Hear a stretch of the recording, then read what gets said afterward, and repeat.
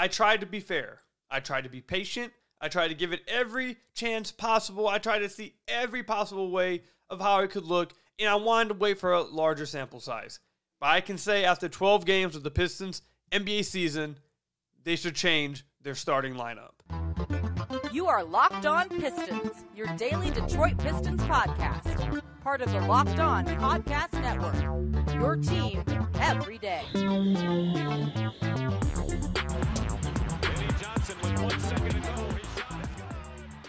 What's the deal? Welcome back to another episode of the Locked On Pistons podcast. Per usual, I'm your host, Kuka Hill. You can find me over on Twitter at Kuka Hill. I want to thank you guys for making Locked On Pistons your first listen of every single day. We are free and available on all your podcast platforms. If you haven't already, head to the YouTube channel at Locked On Pistons, hit that subscribe button, or leave us a 5-star review on whatever podcast platform you're listening to this on. And today's episode is brought to you by Jase Medical. Empower yourself when you purchase a Jase case, providing you with a personal supply of 5 antibiotics that treat 50-plus infections.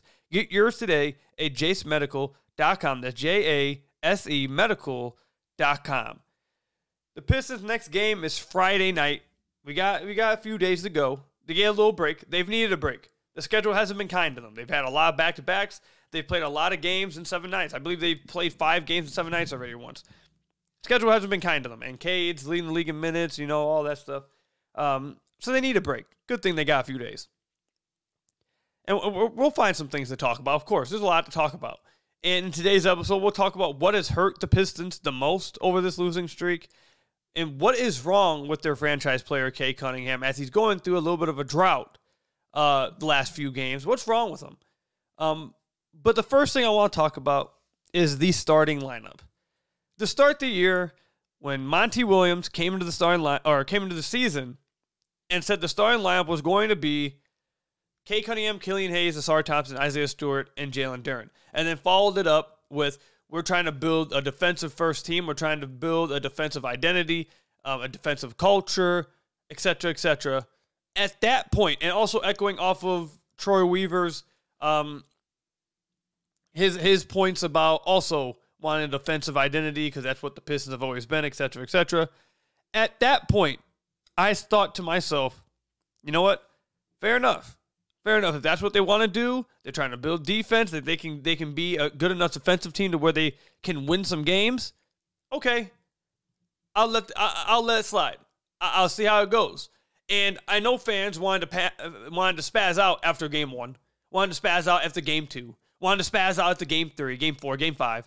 No, I was not going to spaz out that quickly. I wanted to have a decent sample size. Now, if you guys have listened to me for a minute, you guys know that I like to look at the season, the NBA season, in quarters. So around like 20 games. Around 20 games is a new quarter each time. And that's usually where I like to, make some conclusions over a quarter of a season. This is only 12 games. And I'm ready now, after 12 games, to call it quits on this starting lineup. And here's why. The number one reason why I'm calling it quits on this starting lineup is because this starting lineup that they have right now is not the starting lineup they wanted to try. And the lineup that they wanted to try failed and had no chance at succeeding as soon as Jalen Duren got hurt. As soon as Jalen Duren got hurt and tried to play through his ankle injury, which caused it to get worse, and he was clearly not 100%, and he wasn't able to be impactful defensively like he was in the first 3 games. As soon as that happened, that starting lineup was doomed. It had no chance. It was over with. Before, whether you liked it or you didn't like it, I thought it at least had a chance to be what they wanted it to be defensively. They had a chance. They wanted to let it grow. They wanted to try to figure out the offensive, clunkiness as the season went ahead. But they thought that they could be pretty good defensively with that lineup. And after 3 games, I thought they were pretty good defensively. After 3 games, I thought Monty was doing a real good job of staggering the lineups. I thought Jalen Duren, I thought Cade was their best player, but I thought Jalen Duren was making possibly the largest impact on the team because of how great he was defensively, offensively, and on the glass.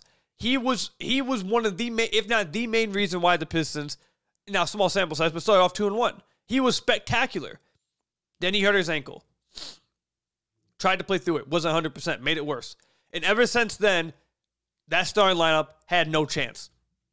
Had absolutely no chance. In the 8 games that lineup played together, they had a defensive rating of 112.0. Now, the offensive rating was only 101.8, but if they could have been a fine defensive team, a good defensive team, Monty and the organization, I'm telling you guys, would have allowed this lineup to try to figure it out offensively, because if they're setting the tone defensively, they believe they could have tried to figure it out eventually offensively. So, in the 8 games that lineup played together, 100 minutes, they have a defensive rating of 112.0. That would put them exactly 15th in the NBA. So they would have been exactly average. They would have been, out of 30 teams, 15th in the NBA. Last year, they were 29th. So I think that would have been an okay jump. That would have been a pretty good jump. But, again, the offensive rating was a 101.8, minus 10.1 net rating. It wasn't a great lineup, but at the very least, it was showing some promise defensively. Going from 29th to 15th in the NBA defensively with the lineup, I think that's a pretty sizable jump. And half of that was with Jalen Duren being injured and not being 100%. So if Jalen Duren was 100% playing, I think they could have tried to keep it going. But once that happened, it was done with. It was over with. They had no chance. And the new starting lineup that they've been running with Marvin Bagley, that one has a defensive rating of 116.8. And that would be 27th in the NBA. So at this point, if you're starting Marvin Bagley with this lineup, you're not setting the tone defensively. You're not. That's not what this lineup's trying to do.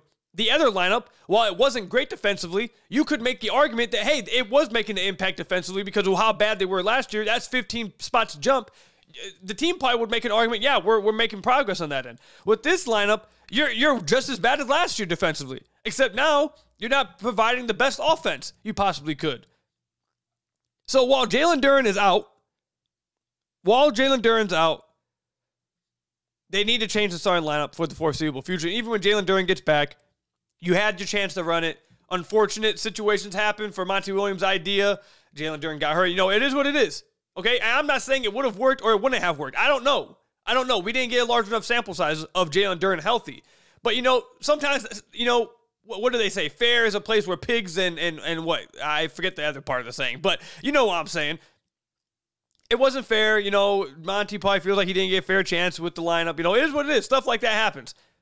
Sucks, but you got to move on. It's time for them to change the starting lineup because right now they're not playing a defensive lineup and they're playing an offensive lineup that's hurting Cade because he doesn't have spacing. So it's time to move Killian Hayes to the bench. I think Killian Hayes has played really well.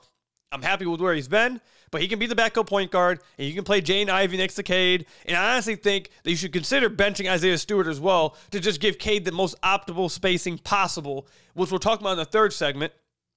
Not because Killian Hayes or Isaiah Stewart are not playing well, but because Cade should be at the top of your priority list. Because as far as the Pistons will be as far as Cade Cunningham can take them. And he needs spacing. He just does. He needs spacing. And I think you guys have seen it this year. If you haven't, just watch this upcoming game on Friday. And every time they play offensively, I want you to watch for this. And then you can come comment and say, Koo, I saw it. Or Koo, you're wrong. You're going to say, Koo, you saw it. But watch Cade run a pick and roll. And every time he comes off a pick and roll, watch how defenders are guarding Killian Hayes and watch how they're guarding Isaiah Stewart when Cade has the ball in their hands. When someone else has the ball in their hands, whatever, okay? But when Cade has the ball in his hands, they are not guarding Killian Hayes. They are not guarding Isaiah Stewart, and they are not guarding Ausar Thompson. And it's just like I told you guys for the last year when this whole Isaiah Stewart conversation got brought up. That, all Stu has to do is shoot like 34, 35%. He'll be fine. Yeah, for Stu, I said this probably 20 times. For Stu himself at development, yes, that would be good for him. For Cade, that's not changing anything because the defense is still going to choose to leave Isaiah Stewart open because he doesn't have that type of gravity. So while it is good for Stu's development that he is shooting what he's shooting from the field. Stu's playing fine. He's playing well. I like how he's played this season. It's not helping Cade because defenses are not going to respect him. The same thing with Killian Hayes. I believe he's shooting 38% over the last 9 games. Good for him. Good for Killian Hayes that he's shooting that. It's not helping Cade still. It's not going to because teams are still going to give Killian Hayes open threes. It's just the fact of the matter. And Ausar Thompson has risen so far in the pecking order to where I don't think he's just a piece of the Pistons' future. He is a cornerstone. you deal with whatever he causes. If he doesn't provide the best spacing, so be it. Get used to it. You're going to figure it out because he's going to be here for the long haul. If you two can't figure it out, we got problems. So you got to deal with that one. The other two, though, those guys are not projected to be your starters long term. And if they are not going to help Cade offensively, you need to bring someone in that will. And I get the defensive, wanting to set the defensive tone. Trust me, I really do. But like I said, once Jalen Duren got hurt, sucks to say, it is what it is. It's not fair, whatever. Once he got hurt, that was done. That was done for. It was out the window because their only chance of being a really good defense was Jalen Duren making the jump he looked like he was making in the first 3 games, and he got hurt, and it is what it is. Now it's time to pivot. You're hurting your star player right now. You're hurting your franchise player by putting him out there with these lineups. It's time to pivot and do something different. If you want to try to go back to when Jalen Duren gets back, I guess I wouldn't. I think the time's just passed for it. It is what it is. But definitely while Jalen Duren's out and not 100%, Cade needs spacing, dog. He just does. He needs spacing. What he's going against out there, it's tough. It's tough. So, again, it's not because any of those guys are playing bad. It's just because they're not helping Cade enough.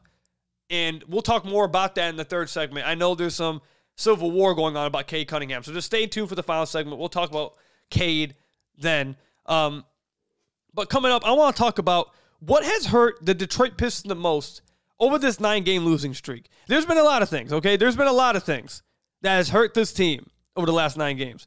But what has hurt them the absolute most? We'll talk about that when we come back. But first, I've got to tell you guys about one of our sponsors, FanDuel Sportsbook. Score early this NFL season or NBA season with FanDuel, America's #1 sportsbook. Right now, new customers get $150 in bonus bets with any $5 winning moneyline bet. That's $150 if your team wins. If you've been thinking about joining FanDuel, there's no better time to get in on the action. The app is so easy to use, and there's a wide range of betting options, including spreads, player props, over-unders, and more. And if you head over to FanDuel right now, like I am, you can see in a game tonight while I'm recording this at 9:30. We got the Cleveland Cavaliers and the Portland Trail Blazers game. The Cavs are favorited minus 500. I think that's pretty safe. I wouldn't take that. Those not great odds. You're not going to get much with that. But what I like looking at here is the spread and the over. So I take the over on 217 total points scored in the game, and I do not think the Portland Trail Blazers will cover the 10 points. So that's the kind of thing you can do over at FanDuel. So visit FanDuel.com/lockedon and kick off the NFL season and get started with the NBA season. That's with FanDuel, the official partner of the NFL. So I want to thank you guys again for making Locked On Pistons your first listen of every single day. We are free and available on all your podcast platforms. If you haven't already, head to the YouTube channel at Locked On Pistons, hit that subscribe button, or leave us a 5-star review on whatever podcast platform you're listening to this on. That's another great way to support the podcast. The Pistons are on a 9-game losing streak. Everyone knows. I've said it probably 20 times. It's been a really rough streak. Really rough. And with the upcoming schedule, we talked about this in the last podcast, I am not hoping this happens. I don't want this to happen. I think some people need to understand, I would like to see this team do well. Now, whether they do well or not, I'm going to still do my job. But I would like to see good basketball. I would like to see fun basketball. I'd like to see some wins. I would like to see this team do well. I don't want this to happen. But with this upcoming schedule, it is completely on the board that this could get out of hand very, very quickly. You got the Cavs, Raptors, Nuggets, Pacers. The Wizards are a winnable game, I'd say, if you're just looking at the schedule. But I'm assuming the Wizards are looking at the Pistons with the exact same thought. So that's kind of a toss-up. Lakers, Knicks, Cavs, Pacers, 76ers twice, Bucks, Hawks, Jazz, Nets twice, Celtics, Raptors. It's on the board that this could get out of hand. And it's going to suck. We talked about this in the last podcast, but it's not going to be because of these upcoming games they'll lose to the better teams. It'll be because they couldn't handle their business during this 9-game losing streak against teams they should have beaten and situations where they had a chance to win and they didn't take care of it. And there's multiple reasons why the Pistons are losing right now. There's multiple reasons why they are the worst team in the NBA, according to the records. Multiple reasons. I do want to say, though, I tweeted this out, and some people started laughing about, oh, well, they're not the worst. They're just one of the worst. But I don't believe the Pistons... Okay, I need to watch what I say here. because as soon as I was about to say that, I was like, okay, no, that's not right, because I do feel that way. But are they the worst team in the NBA? Should they be the worst team in the NBA? No. They should not be the worst team in the NBA. I don't know how good they actually are, but the worst team in the NBA, they should not be that. And their net rating and their offensive and defensive rating also speak to that. Now, their net rating so far, they're 24th in the NBA. Defensive rating, they're 23rd in the NBA. In offensive rating, they're 22nd in the NBA. So not good. Not good. I'm not saying they're claiming they're good. But the product that they've put on the floor for the majority of games is not, I would say, is not worst team in the NBA. Now, I probably would say it's not as good as those numbers are saying. But they're definitely not the worst team in the NBA. They shouldn't be the worst team in the NBA right now. So why are they right now? Well, number one, I think the biggest reason by far is the injury to Jalen Duren. We just got done talking about it. Jalen Duren, for two reasons. I'm going to give you guys the two reasons. One, because Jalen Duren is that important to this young core. He's that important to Cade Cunningham. His rolling threat, sets good screens, knows how to play with Cade's pace. Like, that is big as a pick-and-roll partner.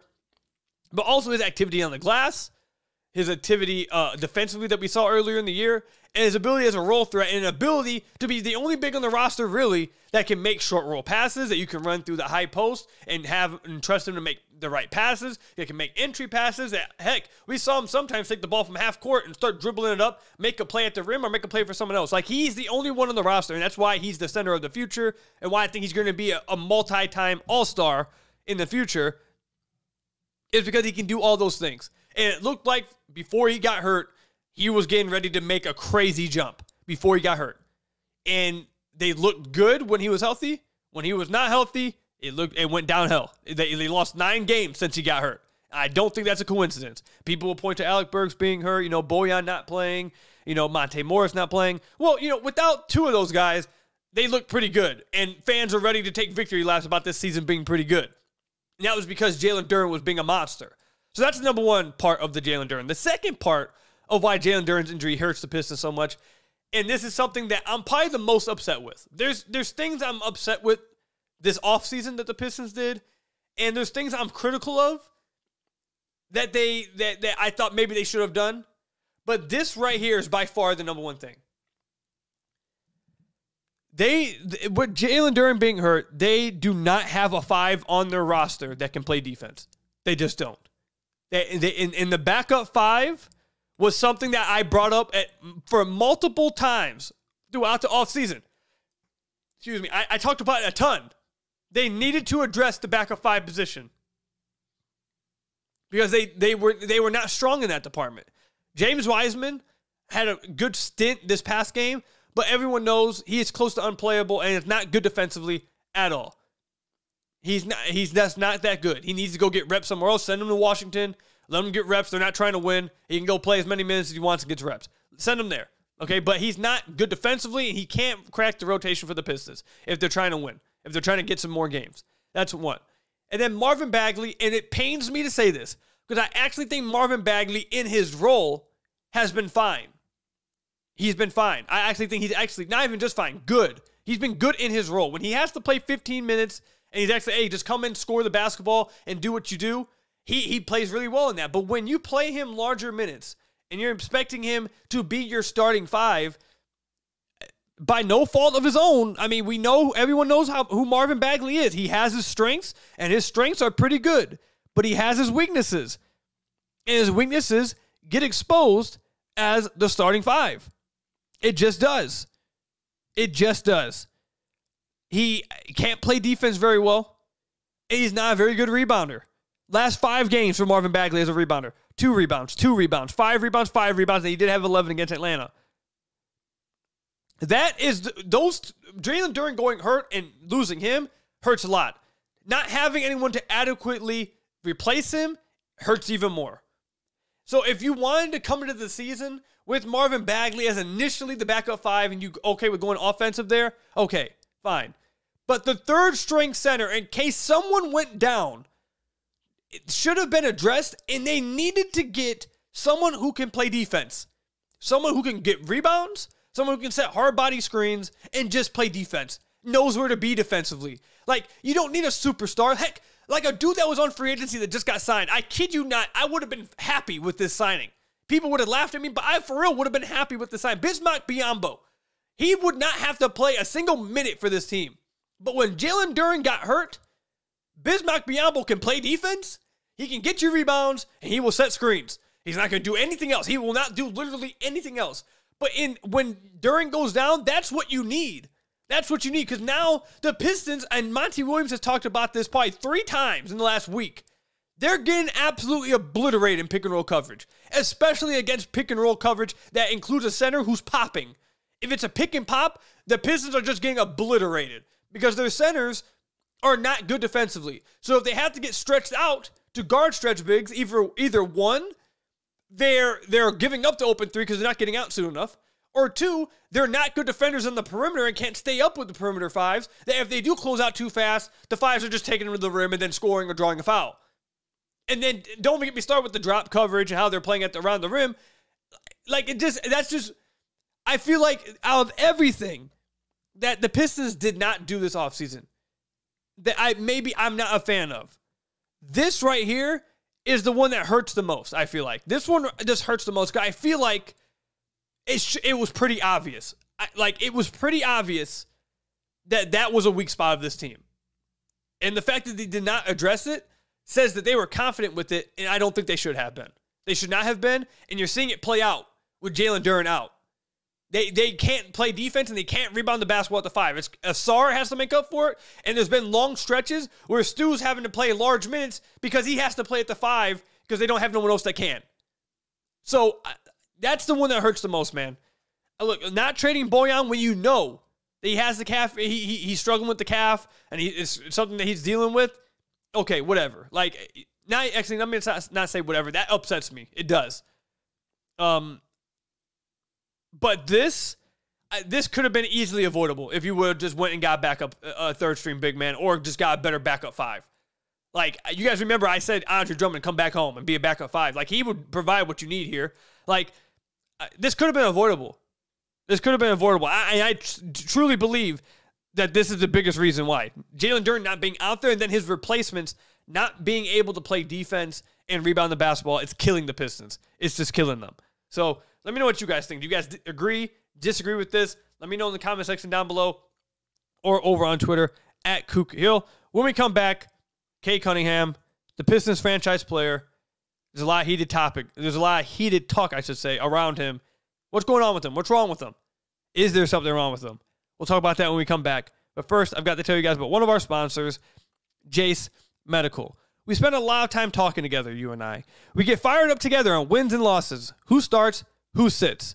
I'm thankful for that connection that we have, and today I want our chat to be a little bit more personal. I just learned that you can get a 1-year supply on ED medications. You realize what that means? Bring on extended travel. Bring on the next natural disaster and supply chain issue. You are covered, my friend, with Jase Medical. You don't have to worry about whether or not you can refill your generics for Cialis or Viagra prescriptions.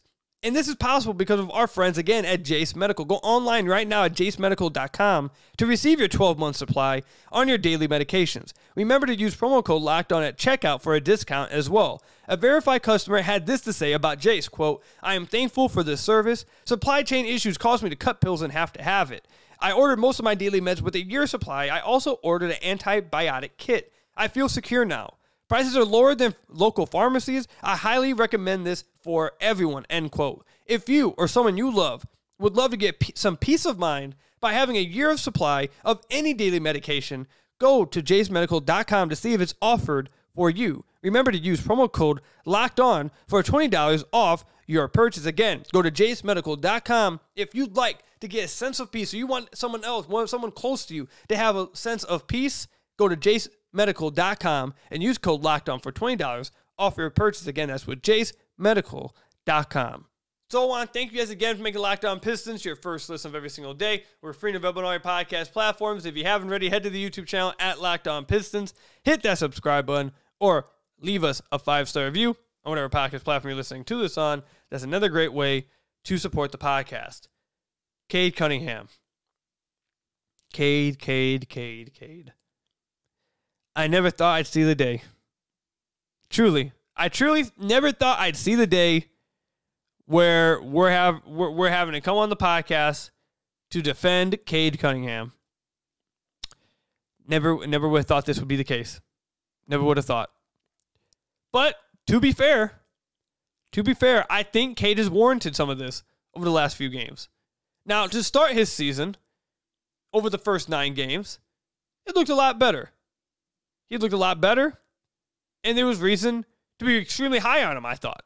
First 9 games, 42% from the field, 33% from deep on 6.8 attempts, 85.7% from the free throw line on 4.7 attempts, 24 points a game, 7.1 assists, 3.2 rebounds. Obviously, the Pistons weren't winning much, but that's what his stat line looked like. And if you would have came up to me at the end of the NBA season and said, hey, Cade averaged this season 24 points on 42, 33, 85 splits, 7.1 assists, 3.7 rebounds. If you asked me what my reaction would be to that, I'd say, yeah, that's probably what I wanted from him. That's probably just about it. I probably would have liked the efficiency to be a little bit better.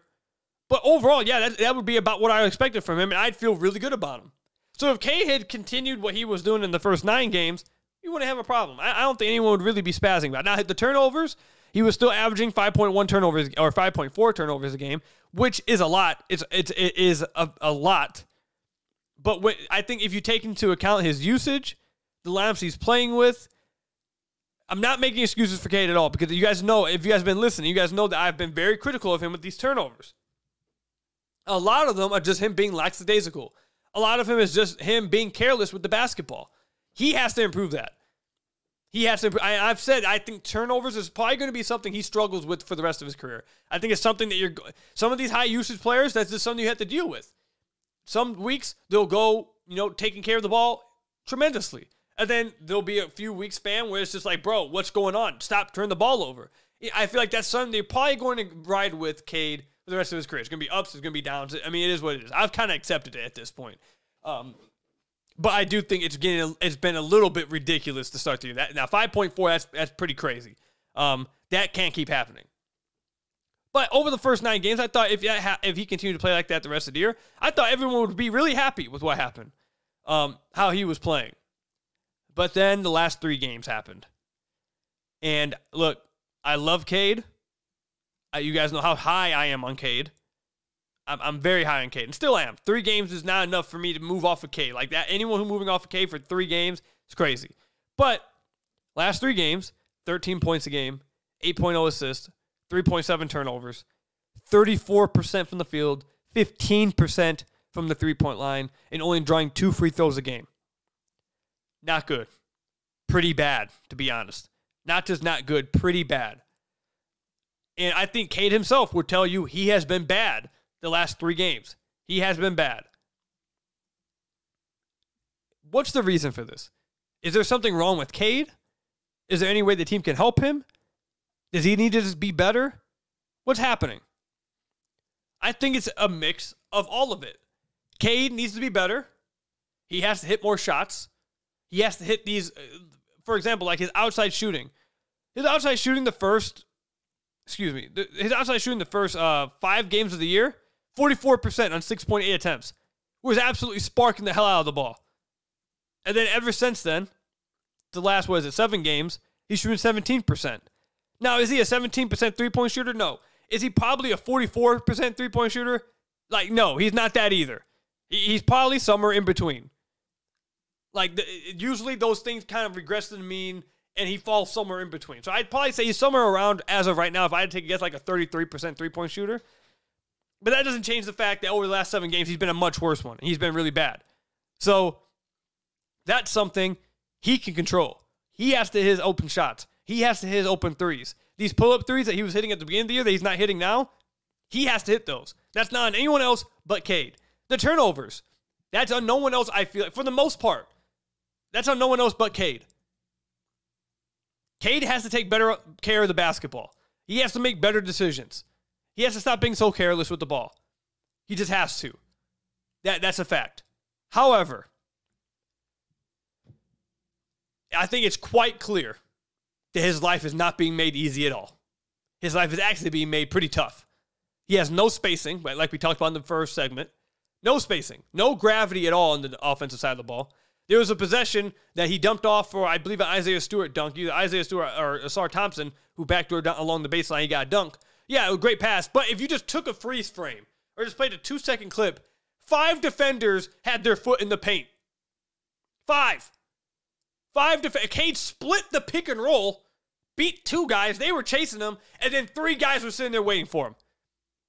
Like, you can say, okay, we'll make the pass then out of that. Yeah, I said that too. I'd rather him make the right pass out of that like he did in that situation than turn the ball over. So while that can help his turnovers, it's not going to help his efficiency. It's just not going to. When that's the defensive coverage he's going against, and he's having to settle for 3 people contesting his layups, 3 people contesting his middies, getting trapped nonstop, getting everything thrown at him because the defense doesn't respect anyone else on the floor. His life is not being made easy. And this is something that I think Pistons fans need to accept. I'm kind of cool with it, but Pistons fans need to accept this, and then we got to go. Cade is not a star yet. He's not great yet. He still needs help. It's his 2nd season in the NBA, technically. He's not good enough to where he doesn't need help. People keep saying, well, if you're a star, you don't need that help. He's not a star yet. He's 22 years old. He's in technically his 2nd season. He is not there yet. His team needs to help him. He is not good enough yet, which is okay, but he's not good enough yet to just carry everybody and not need help. When that day comes, when he's 25 and he's a superstar, okay. But he's not there yet. He's not. He needs help. He's not good enough yet for this. He's not old enough yet for this. He's not ready for this. He needs help, and the team needs to provide it, and I think they have options, so I hope they do in the future. That's all I've got for you guys today. Thank you guys for making Locked On Pistons your first listen of every single day. Free and available on all your podcast platforms. Till next time, I'll see you guys later. Stay safe out there. Go Pistons. Till next time, peace out.